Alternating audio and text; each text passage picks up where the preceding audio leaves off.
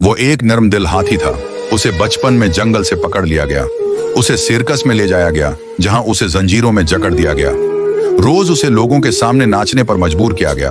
दिन के वक्त वो नाचता था, हंसता हुआ दिखाई देता था, मगर रात को जब सब चिराग बुझ जाते तो वो चुपचाप पंजरे के कोने में बैठ जाता, आंखें बंद कर लेता और ख्वाबों में अपने पुराने जंगल में पहुंच जाता, जहां सब हाथी एक साथ चलते थे, जहां वो आजाद था, जहां उसकी माँ उसके साथ थी, जहां कोई जंजीर नहीं थी, बस सब्जियां, खुला आसमान और खुशबू से भरा जंगल। हर रात वो वही ख्वाब देखता और हर सुबह एक नया दिख लेकर उठता। एक दिन जब सर्कस के लोग आए तो वो हरकत नहीं कर रहा था। वो बिल्कुल चुप था, आंखें बंद थीं और चेहरे पर सुकून था, जैसे वो अपने ख्वाबों वाले जंगल में वापस जा चुका हो। एक आदमी ने आहिस्ता से कहा, ये सिर्फ एक हाथी नहीं था, ये जंगल की आखिरी रात था। अगर इस कहानी ने आपके दिल को छू लिया हो तो मेरे चैनल को सब्सक्राइब करना न भूलें। बेल आइकन भी दबाएं ताकि नई वीडियो सबसे पहले आप तक पहुंचे।